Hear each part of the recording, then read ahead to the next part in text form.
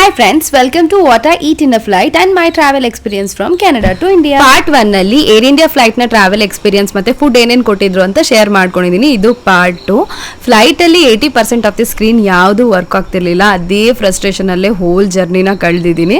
ಬೆಳಗಿನ ಬ್ರೇಕ್ಫಾಸ್ಟಿಗೆ non veg option select ಮಾಡ್ಕೊಂಡಿದ್ರಿಂದ ಚಿಕನ್ ರೋಲ್ ನ ಕೊಟ್ಟಿದ್ರು, ವೆಜ್ ಅವರಿಗೆ ಪನ್ನೀರ್ ರೋಲ್ ನ ಕೊಟ್ಟಿದ್ರು. ಸಣ್ಣ ಮಕ್ಳಿಗೆ ಕೊಡೋ ತರ ಸಣ್ಣ ರೋಲ್ ಕೊಟ್ಟಿದ್ದಾರೆ. It was also not feeling. ಬೇಡ ಅಂತಂದ್ರೆ ಬೇರೆ ಆಪ್ಷನ್ ಇಲ್ಲ, ಸೊ ಅದಕ್ಕೆ ಅದನ್ನೇ ತಿಂದು ಹೊಟ್ಟೆ ತುಂಬಿಸ್ಕೊಂತ ಇದ್ದೀನಿ. ಸ್ವಲ್ಪ ಹೊತ್ತಾದ್ಮೇಲೆ ಟೀ ಕಾಫಿ ಕೇಳ್ಕೊಂಡ್ಬಂದ್ರು. ನಂತರ ಯಾರ್ಯಾರು ಟೀ ಕಾಫಿ ಕುಡಿಯಲ್ಲ ಅವರಿಗೆ ವೇಸ್ಟ್, ಅಟ್ಲೀಸ್ಟ್ ಅದನ್ನಾದ್ರೂ ಕುಡಿದ್ರೆ ಕೆಫೆನ್ ಇರತ್ತಲ್ವಾ, ಸ್ವಲ್ಪ ಹಶ್ವು ಕಡಿಮೆ ಆಗ್ತಿತ್ತು. ಓವರ್ ಆಲ್ ನನ್ನ ಎಕ್ಸ್ಪೀರಿಯನ್ಸ್ 10 on 5 ಅಥವಾ 4 ಅಂತ ಹೇಳ್ಬೋದು. Finally I landed in India. ಡೆಲ್ಲಿಯಲ್ಲಿ ಲೇ ಓವರ್ ಇತ್ತು. ಡೆಲ್ಲಿಯಲ್ಲಿ ಸ್ವಲ್ಪ ಬ್ಯಾಡ್ ಎಕ್ಸ್ಪೀರಿಯನ್ಸ್ ಆಯ್ತು. ಏನೇನಂತ ನನ್ನ ಬ್ಲಾಗ್ ಅಲ್ಲಿ ಶೇರ್ ಮಾಡ್ಕೊಂಡಿದ್ದೀನಿ. Please go and check out. And domestic flight ಅಂತೂ ತುಂಬಾನೇ ಚೆನ್ನಾಗಿತ್ತು. ಸೀಟ್ಸ್ ಕಂಫರ್ಟಬಲ್ ಆಗಿತ್ತು, ಸರ್ವಿಸು ಚೆನ್ನಾಗಿತ್ತು, ಫುಡ್ ಅಂತೂ ತುಂಬಾನೇ ಚೆನ್ನಾಗಿತ್ತು. ಫೈನಲಿ ಫ್ಲೈಟ್ ಟೇಕ್ ಆಫ್ ಆಯಿತು. ಸ್ವಲ್ಪ ಹೊತ್ತು ಆದಮೇಲೆ ಹೊಟ್ಟೆ ತುಂಬ ಹಸಿಯಕ್ಕೆ ಸ್ಟಾರ್ಟ್ ಆಗಿಬಿಡ್ತು. ನಾನೇ ಹೋಗಿ ಕೇಳೋಣ ಅಂತಿದ್ದೆ, ಸೊ ಅವರೇ ಫೈನಲಿ ತಂದು ಕೊಟ್ಟಿದ್ದಾರೆ. ಫುಡ್ ಅಂತೂ ತುಂಬ ಚೆನ್ನಾಗಿತ್ತು. ಡೆಸರ್ಟು ಅಷ್ಟೇ ತುಂಬ ಚೆನ್ನಾಗಿತ್ತು.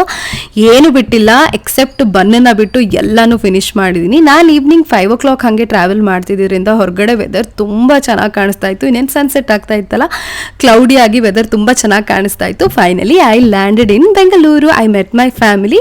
That's it for the